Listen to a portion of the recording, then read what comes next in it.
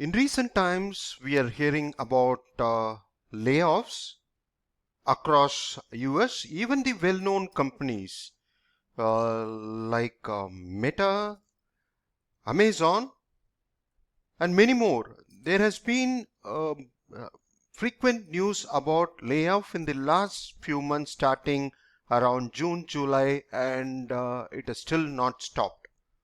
So let's look at the reason. And one more thing is we'll also look at is that towards an economic transformation which is happening. We'll see that as well. So there are two things. One is the situational transformation which has led to this layoff that we'll see, and the economic transformation probably is over the maybe 2-3 decades how we have come across to the present state. So we'll see that as well. So situational transformation, like in the last 4 years, starting 2020 to 2023, what really changed in the world? First one, we know very well about the pandemic. 2020, early Feb, March, the entire world went into the lockdown. April, May, and then it slightly got relaxed, and then again December, Jan in 2021, there was again a second wave, and till up to July 2021 was the second wave. Initially it was the first wave, and then came the second wave. Still, we are not out of it, and again in 2022 in December, there seems to be a peak in China. So pandemic, but now people have got used to it. That is one part of it. The other situation is also Brexit as far as Europe is concerned. Brexit, UK came out of it altogether sometime in Feb 2021. So two things were there. And again, to counter it, there was a huge pumping of money, not only in Europe, even the Western world was pumping the money, giving it various allowances to people to carry on the work. There is a pumping of money, meaning they are printing currencies left, right, and center, giving it as money to the people so that they can carry out their livelihood. And again, around mid 2021 is what business thought, okay, enough is enough. They wanted quick returns after the lockdown. So due to this, there was an excessive recruitment also happened, explosive recruitments, particularly in the field of, if you look at information, I'm talking all about the information technology field, because that is where we are seeing a huge layoff. Explosive recruitment happened maybe towards end of 2021 and till up to May, June 2022. Explosive recruitment happened. But all this happened like there was low interest rate. If you look at this period, the interest rate, bank interest rate was low, inflation was low. But then pumping of money led to a larger inflation.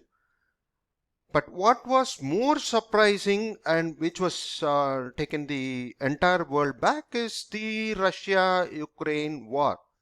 Even though there is sanctions with Russia, but still because of the energy, the vitamin energy, because of that, Russia is still not lost its control, and that is where it is a challenge for not just Europe, even the rest of the world, particularly the US is finding it difficult, and this was unexpected one, particularly immediately after the pandemic and Brexit, and this triggered high interest and high inflation, not in just Europe.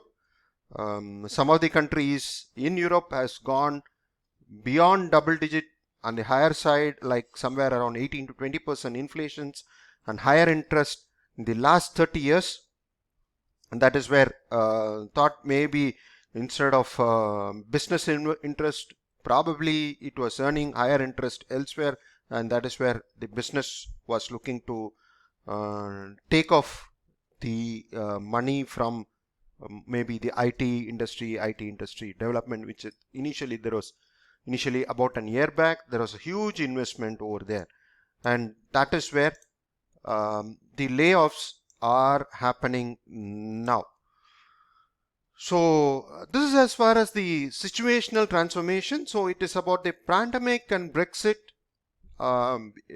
Finally, I mean, it coupled with Ukraine-Russia war, it led to the layoff because of the high interest rate and high inflation. So this is one thing. Now, if you look at the layoff, it's maximum we here in US is where the layoffs are happening. So let's look at how we have transformed from 1990 to till 2020, how it has been in US. Early 2020 was, early 1990, I would say. Early 1990 is what there was H1B, huge chunk of H1B concept coming in. And there is a concept of body shopping, they used to call body shopping, where a third party would process the H1 visa and will bring over the person to US, and they send it over, depute it to the client to work on H1B. So this was huge till early 2000. It started in 1990s, mid towards end 2000 it was peak, and then came the dot-com burst. Dot-com, that is where the internet was also growing. But unfortunately, it was not going as expected. There was a huge hype around internet, and naturally it died down, and that is where similar layoffs happened during this time. The first recession in early 2000 came, and that is where from totally the body shopping model, the IT industry moved into the onshore offsite, on-site offshore model. That is 2000 year onwards to 2010 is what we saw about the onshore offshore model. On-site, if it is some ratio, they had some 10 people are there for the project, then about 7 of the resources would be at offshore, 3 of them would be on-site. So this was the general mix in project, and the offshore was predominantly for some of the Asian countries. India was preferred, of course, not to be left out, like countries like Philippines, Thailand as well. So that model was there after the dot-com burst. And then came the 2008 is what the subprime crisis came. 2008 to 10 is what we saw, that the subprime crisis. And if you look at it, both the times, like after dot-com and subprime crisis, world went into a recession as well, maybe couple of years. This point of time, if you look at 1990s, people who went on H1B were just if you look at India, they were just people with background of just computer science went across to US. Not just computer science, even ERP application like SAP, Oracle application, all people went, or Java for that matter, web application, all went towards working. That is where H1B was more popular. And this from 2009 onwards, people went for their postgraduate on F1 visa for their MS, and then they transitioned, they moved into H1B and got employed as well. Then came, of course, at this point of time, cloud and remote was 2014 onwards we started hearing about 13-14 we started hearing about cloud, and not only cloud, even the remote work from anywhere. That concept caught up as well because of the huge cost saving when you go for remote. So that is what happened. So, and ultimately we had the pandemic and war. So, and again, now what's happening is the pricing. the pricing maybe because of the exchange rate fluctuations, it's more much more effective and cost effective if you work from different country, maybe like India or any other low cost country. It is much more cheaper, and we see more and more companies moving their even the entire develop, because now we have the application in software as a service model, and this is hosted on the cloud.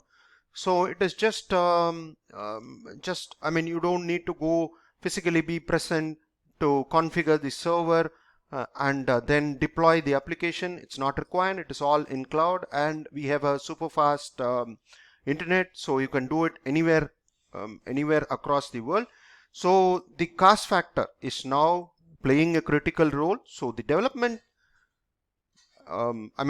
centers is getting scattered across the globe where it is cost effective. So remote work plus the cost of doing it is again changing the entire scenario of the world. So I hope these two transformation, one is a situational transformation, the other one is economic transformation in the last 3 or 4 decades, is why we are currently in this situation. I think starting 2023 or 2024, we will see like we'll be coming out, probably that's what expert feel, we'll be coming out of the recession, and probably India and other countries where there are technical people will get more opportunities, and it could be again a boom time. Thank you.